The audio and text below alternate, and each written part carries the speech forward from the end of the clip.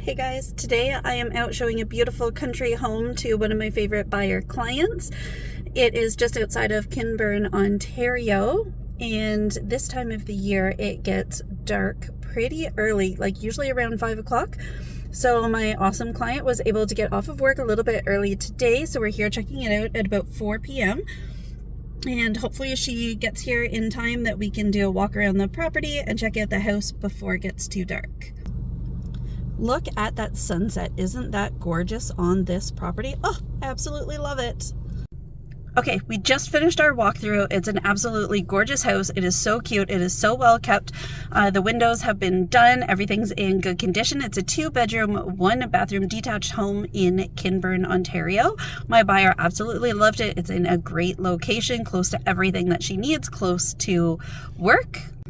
Hopefully she puts in an offer, but I guess we will see. She's going to take the night to think about it. So, good night, guys.